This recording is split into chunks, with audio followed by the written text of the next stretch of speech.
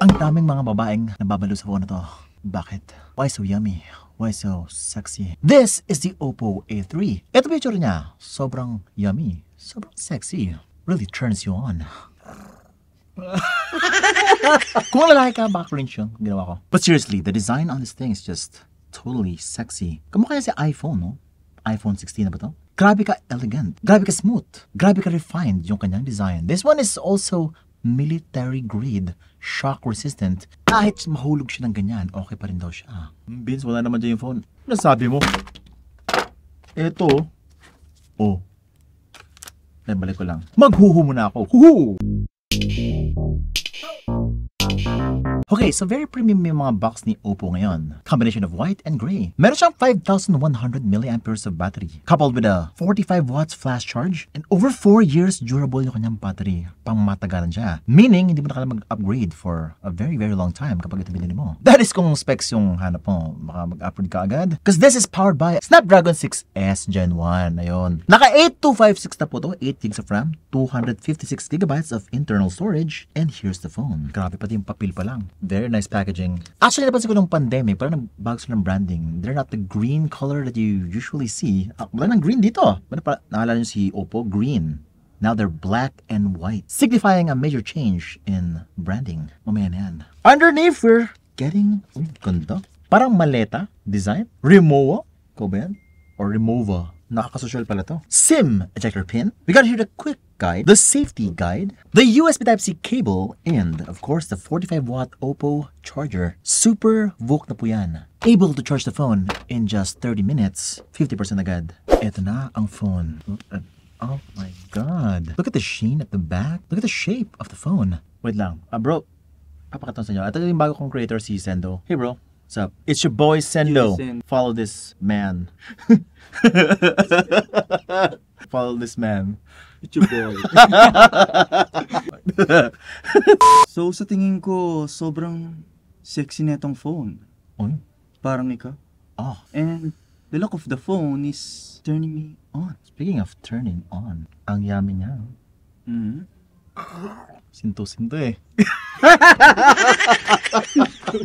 Now, tama na ang pagkasiyan-gasa natin. Let's mesmerize the phone. Now, the first thing I noticed is that ka-shape niya si iPhone. From the shape, the cuts, the flat back, rounded corners, and that beautiful camera design, screaming iPhone all over. Pero mas refined siya for my taste. You got that gradient back design right there. Kapag tinatam na ilaw, it goes from dark to light. Also, if you look closely, meron siya pang glitter effect. Kaya pala starlight white. Meron pa siya sparkle black. At meron pa siya starry purple. Tatlong colors to. Available starting today, the Oppo A3 Sparkle Black and Starry Purple with 6 gigs of RAM and 128 gigs of internal storage at only 8,999 pesos. Now this is not aluminum body, plastic lang po to, and yung kanyang back is also plastic. Which is a good thing kasi kapag plastic, mas nakalagdag sa kanyang pagkamagaan. Also very thin din po siya, measuring just 7.68mm thick and weighing only 186 grams. The Oppo A3 defies its solid build with an ultra-slim, clear-cut design. Meron pa siyang 2.5D curved screen and a 2D plain back cover. Speaking of the cover, ito na po yung cover niya. Ito yung maliit na cover. Ay, ang ganda. You got the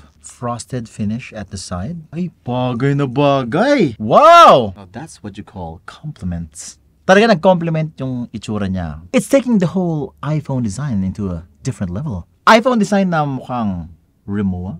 Now, ito yung gusto ko. Talagang gumagastos talaga si Oppo sa design. It's not easy to design phones. Akala mo ba na, okay, may nakita akong parang mukhang iPhone, gayahin ko na siya agad? No, they actually paid someone really good at design to actually do this. And it's a worthy investment kasi kapag nagkamali ka ng design, most of the time, magmumukha siyang chuchu. Even if it's only plastic back, side. Guys, kapag nakita mo siya as a whole, it looks like a very premium 100,000 peso smartphone. Dahil lang po dun sa design ng kanyang likod with the cover. And that's something na pag nakita sa mga ibang brands like yung kina Itel, Infinix, Tecno, Xiaomi, it does not come close to this. They try, ginaganda nila yung specs, pero kitang-kita mo talaga na hindi ganito ka-refined yung design. The minor details that I see right here, from the power button pa lang, sa gilid niya, yung pagka matte frosted sides, and yung stripe sa likod na mukhang maleta ni Rimowa adds so much to yung connection mo to the phone. Kasi, guys, we all know that the phones Our smartphones are an extension of us. Kaya kapag medyo pangit yung cellphone, medyo chuchula yung design, or yung brand, hindi mo siya kilala, parang hindi mo siya alagaan masyado. And that's why I think many of the bigger brands like Oppo are focusing on the long term. They're also promising extreme durability. This is military-grade shock resistant, backed by MIL STD 810H and SGS standard certification. The Oppo A3 is officially the most rugged phone in its price range when it comes to drop resistance. From 10 meters drops down from a 4-story balcony onto the lawn, to falling out your pocket while riding a bike or even being run over by a vehicle. It takes more than a little knock and bounce to stop the Oppo A3. Kahit pala 4 stories na building, no? 4 floors, buhay pa rin siya. Try natin. Nice.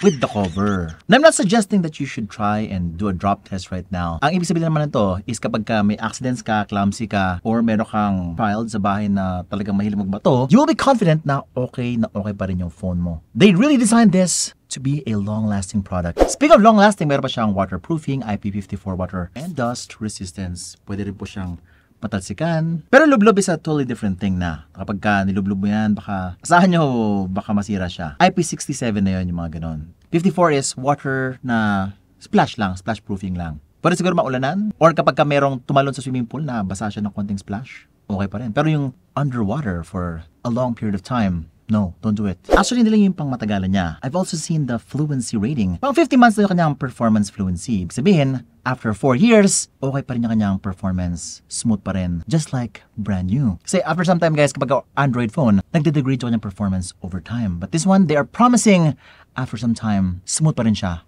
Okay pa rin. Reliable pa rin. Speaking of reliable, up to 4 years din yung kanyang battery, no? 5,100 mAh. After some time kasi guys, magde-degrade din yung kanyang battery. Bilis na siya maubos ng battery, kasi kaka-charge mo. But this one, they are also promising up to 4 years yung kanyang lifespan na 80% pa rin ng battery life is top-notch. Speaking of battery, meron pa siyang 45 watts fast charging, Super VOOC. Ito na po yung kanyang bilis. 3 minutes, 10%. 15 minutes, 30%. And in 30 minutes, guys, 50% na siya agad. 45 minutes, 70%. And in just 75 minutes, 100% na po siya. 75 to 85, fully charged. Now, checking out the buttons and ports, meron pa siyang headphone jack dito. It only has a single down-firing speaker, but the volume can go as high as 300% volume. Sakto lang.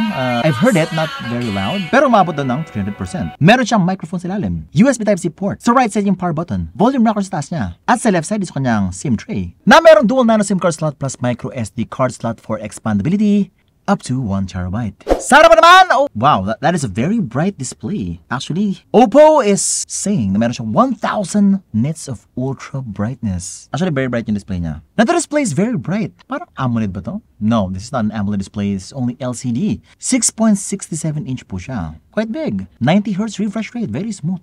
Ang galawan. Up to 180 Hz touch sampling rate. Kaya lang, 720p lang po yung display niya. HD plus lang po to. Which could be a good thing or a bad thing for you. Kung gusto mo talaga ng long-lasting battery, you definitely 720p. Kasi madalas guys, kapag 1080p, pataas, ubos agad yung battery ng phone nyo. Pero kung ma-arte ka sa resolution, this might not be the phone for you. Pero to help you decide, for me, ang pinaka-importante sa akin lagi is battery. No matter how good the display is, how fast your processor is, kapag walang power, hindi mo na siya magagamit. Kaya kung maghahanap ka na isang phone na pangmatagalan talaga, no? Long-lasting, very reliable, kahit di gano'n ka bilis, pero kaya naman ng buong araw ng social media, ng YouTube, ng pag-chat sa jowa mo na wala pa siya ng charging.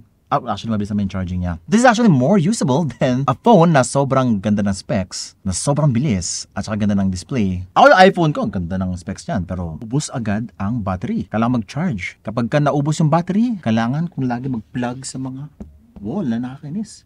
Doon ka lang lagi nakatambay. Oh, may power bank ka palagi. Guys, huwag nyo na pahirapan sarili nyo. Go get something like this kung gusto nyo pang matagalan. Also, Oppo is offering years of updates sa kanilang software. For sure po yan. Kasi nga, they're really investing sa long term. Unlike other brands na specs yung puhunan. In reality, mas magtatagal ka, mas makatipid ka with something na merong software update compared sa puro specs lang. Kasi after some time, kapag merong mas magandang specs, laos na yung specs-driven phone mo. Be smarter, don't pick specs. Number 1, pick mo yung ecosystem. Number 2, yung community kung okay ba siya. Number 3, yung brand. After sales is very, very important. At kung tutuman na 3 to 4 years sa kanyang lifespan, ang laking tipid nun kaysa every 6 months ka mag-upgrade dahil lang nalaos yung specs mo. Now, the processor is not a specs beast. Pero for the most part, kung basic gaming na naman, scrolling sa Facebook, pang YouTube, mga light operations lang, walang problema guys.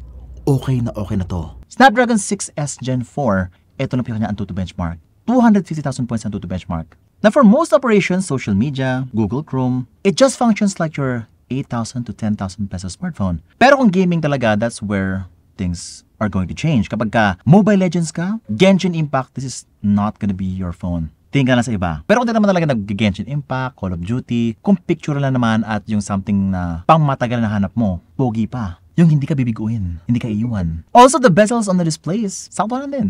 May malaki siyang punch hole. This is not a technologically powerful, super competitive smartphone. Ako nasabi sa inyo, it's not one of those phones. Kaya kung maarte ka sa specs, lumayo ka na. Now, Oppo takes pride on its photography capabilities. Meron po siyang 50 megapixel dual camera setup sa likod. Di ko alam isa. Depth sensor ba yan? Wala po siyang ultra-wide angle lens. Now, all I can say is, kapag ka na-picture ka with an Oppo phone, talagang yummy. Sobrang yummy mo. Meron pa siyang magic beautification, no? Kapag na-picture ka ng tao dito, look at this. Oh my God, naging, alam mo yung parang, sa Sony, mukha lang akong saktuhan. Dito mo akong Brad Pitt. Daniel Padilla. Si Nardo daw. Nardo Bersosa. Ah!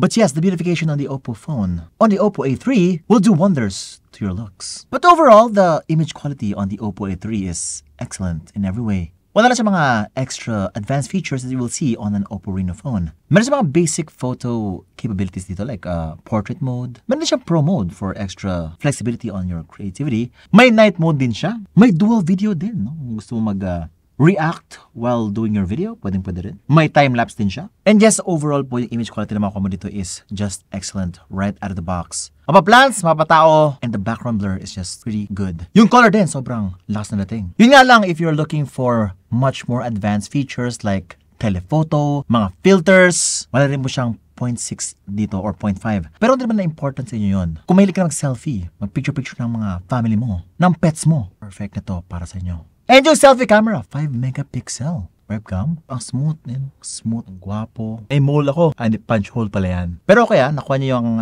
white balancing ng tama sa background ko. Kasi guys, kapag hindi okay yung software, bluish o magenta, kuhang-kuha niya po yung best color in the studio. Tsaka ang yummy ko. Pang yummy to guys. Kung di ka yummy, dito para sa'yo. Doon ka sa iba. Kung yamot ka. Pero ang nakakayamot is yung kanyang presyo. Which is malalaman nyo in the future. Actually, para to sa mga taong may respeto sa sarili nila. Alam nyo ba bakit? Opo.